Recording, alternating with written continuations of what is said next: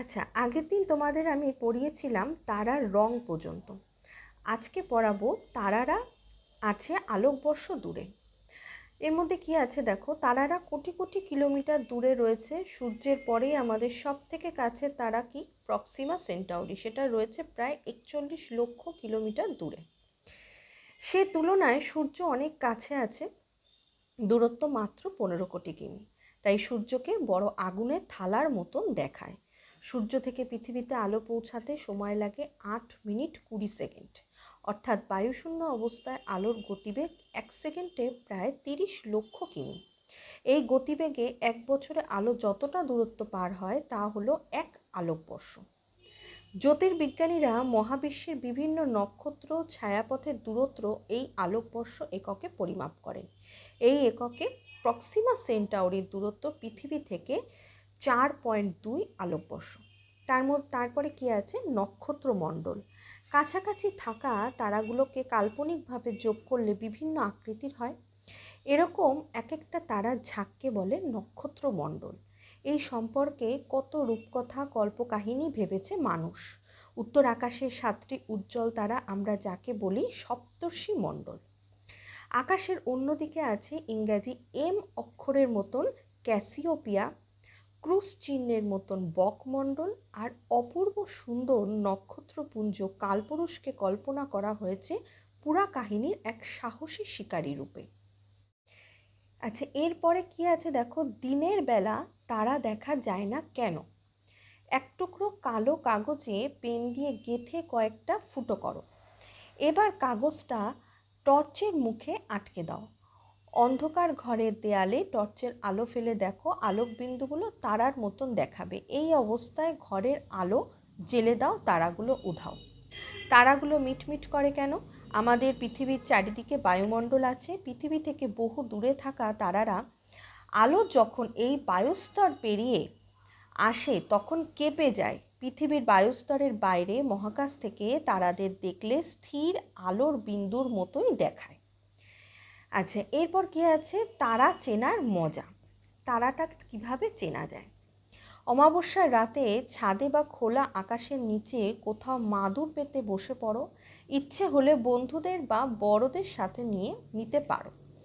মাথার ওপর আকাশ ভরা তারা গুণে শেষ করতে পারবে? খালি চোখে মাত্র 6000-এর মতন তারা দেখা যায়। ভালো করে লক্ষ্য করলে হয়তো সাদা মেঘের মতন আকাশগঙ্গা ছায়াপথকেও দেখতে পাবে। ধ্রুবতারা আর সপ্তর্ষি মণ্ডলকে তো দেখতে পাবেই। উত্তর আকাশে উজ্জ্বল তারা কি? ধ্রুবতারা। বহুকাল ধরে ধ্রুবতারা দেখেই রাত্রিবেলায় নাবিকরা, অভিযাত্রীরা উত্তর দিক ঠিক করত। শীতকাল হলে পরিষ্কার রাতের আকাশে খুব সহজেই চোখে পড়বে কালপুরুষ, কৃত্তিকা অথবা অন্য কোনো নক্ষত্রমণ্ডল। আচ্ছা, এরপরে দেখো কি আছে? টেলিস্কোপ। টেলিস্কোপ জিনিসটা কি? রাতের কালো আকাশে হাজার হাজার তারাকে শুধুই কতগুলো আলোর বিন্দু মনে হয়। তাহলে পৃথিবীতে বসে মানুষ কিভাবে মহাকাশ সম্পর্কে এত কিছু জানতে পারলো? আকাশ দেখার জন্য কাঁচ লাগানো বিশাল চোঙ বা দূরবীন বা টেলিস্কোপের দরকার হয়। প্রতিটা টেলিস্কোপের জন্য তৈরি করতে হয় বিরাট গোলাকার গম্বুজ, যাকে মান মন্দির বলে। শক্তিশালী টেলিস্কোপের মাধ্যমে 200 কোটি আলোকবর্ষ দূরে তারাও দেখা যায়। এরপরে দেখো কি আছে? সৌরজগৎ বা সৌর পরিবার। আকাশগঙ্গার লক্ষ কোটি তারার মধ্যে একটি মাঝারি হলুদ তারা হলো সূর্য। প্রায় 460 কোটি বছর আগে মহাশূন্যে ভাসমান ধূলিকণা, হাইড্রোজেন ও হিলিয়াম গ্যাসের বিশাল মেঘ সংকুচিত হয়ে জমাট বেঁধে তৈরি হয় সূর্য। সদ্য জন্মানো নক্ষত্রে মহাকর্ষের কারণে পরমাণুতে ধাক্কা লেগে প্রচণ্ড তাপ আর শক্তি তৈরি হয়। এর ফলে জ্বলন্ত আগুনের গোলার মতন সূর্য থেকে আলো উত্তাপ ছড়িয়ে পড়তে থাকে। অবশিষ্ট ধূলিকণা গ্যাস সূর্যের আকর্ষণে সূর্যের চারিদিকে প্রদক্ষিণ করতে থাকে। লক্ষ লক্ষ বছর ধরে এই ধুলোর মেঘ থেকে তৈরি হয় পৃথিবী ও অন্য গ্রহ উপগ্রহ। এই সব নিয়েই সৃষ্টি হয় সৌরজগৎ বা সৌর পরিবার, যার কেন্দ্রে অবস্থান করছে স্বয়ং সূর্য। সূর্যকে ঘিরে গ্রহ, উপগ্রহ, গ্রহাণুপুঞ্জ, প্রভৃতি প্রদক্ষিণ করে চলেছে। এখানে নিচে দেখো কতগুলো প্রশ্ন আছে, মোস্ট ইম্পর্টেন্ট প্রশ্ন। সূর্যের সবথেকে কাছের গ্রহ কোনটি? সবচেয়ে বড় কোন গ্রহটাকে মনে হচ্ছে? দূরত্ব বিচারে আমাদের পৃথিবী কত নাম্বারে আছে? এবার এখানটায় কি আছে দেখো, সৌরজগতে ঠিক ছবি আঁকা যায় না। সূর্য পৃথিবীর থেকে 13 লক্ষ গুণ বড়। বৃহস্পতির মধ্যে ঢুকে যেতে পারে 1300 পৃথিবী। তাহলে কি করে একই ছবিতে সূর্য, বৃহস্পতি আর পৃথিবীকে একসাথে দেখানো যাবে? সৌরজগতের যে ছবি আঁকা হয় তা শুধু সাধারণ ধারণা তৈরি করার জন্য। আচ্ছা, এই জায়গাটায় দেখো রাউন্ড করে যে জিনিসগুলো লেখা রয়েছে এগুলো কিন্তু সব কটা ইম্পর্টেন্ট। প্রথমটায় দেখো লাল কালি দিয়ে লেখা রয়েছে সূর্যের বাইরের দিকের উষ্ণতা প্রায় 6000 ডিগ্রি সেলসিয়াস আর ভিতর দিকের উষ্ণতা প্রায় 1.5 কোটি ডিগ্রি সেলসিয়াস। তারপরে নিচে এখানে কি লেখা রয়েছে দেখো, আকাশগঙ্গা ছায়াপথের কেন্দ্র থেকে কিছুটা দূরে প্রান্তভাগে রয়েছে আমাদের সৌরজগৎ। এইটায় কি রয়েছে দেখো, সূর্যের গায়ে যেখানে উত্তাপ একটু কম সেই জায়গাগুলো একটু কম উজ্জ্বল, তাই কালো দাগের মতন দেখায়, এগুলো হলো সৌর কলঙ্ক। এই জায়গাটায় কি বলেছে দেখো, চাঁদ সূর্যের তুলনায় বহুগুণ ছোট হলেও সূর্যের থেকে অনেক বেশি কাছে আছে, তাই পৃথিবী থেকে চাঁদ আর সূর্য দুটোই প্রায় সমান আকারের মনে হয়। আচ্ছা, এইবার এই জায়গাটায় দেখো, পৃথিবীর চেয়ে সূর্য 13 লক্ষ গুণ বড় আর 3 লক্ষ গুণ ভারী। সূর্যর রশ্মি 200 কোটি ভাগের 1 ভাগ মাত্র পৃথিবীতে এসে পৌঁছায়। সূর্যের মতন মাঝারি হলুদ নক্ষত্রের আয়ু সাধারণত 1000 কোটি বছর।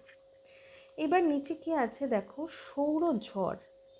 সূর্যের বাইরের অংশে ছোট ছোট বিস্ফোরণ হলে প্রচুর পরিমাণে আয়নিত কণা, গ্যাস, রশ্মি চারিদিকে ছড়িয়ে পড়ে, একে সৌরঝড় বলে। প্রতি 11 বছর অন্তর এই ঝড় জোরালো হয়, তখন পৃথিবীর কৃত্রিম উপগ্রহ যোগাযোগ ব্যবস্থা গোলযোগ দেখা যায়। খালি চোখে সূর্যের দিকে তাকাতে নেই, রেটিনা পুড়ে গিয়ে চোখের ক্ষতি হতে পারে। সূর্যগ্রহণের সময়ও খালি চোখে সূর্যের দিকে তাকাবেন না। তোমাদের আজকে যেটুকু পড়ালাম সেইটুকুর প্রশ্নের উত্তরগুলো আমি লিখে দিয়েছি, তোমরা এগুলো তুলে নিতে পারো। সূর্যের পরে আমাদের কাছের তারা কোনটি? কাছের তারা প্রক্সিমা সেন্টাউরি। তার দূরত্ব কত? দূরত্ব প্রায় 41 লক্ষ কোটি কিমি। সূর্য থেকে পৃথিবীতে আলো আসতে কত সময় লাগে? 8 মিনিট 20 সেকেন্ড।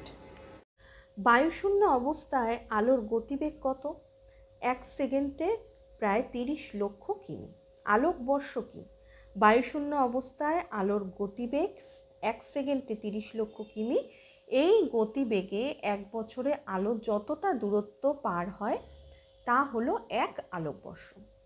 প্রক্সিমা সেন্টাউরি থেকে পৃথিবীর দূরত্ব কত? 4.2 আলোকবর্ষ। নক্ষত্রমণ্ডল কি?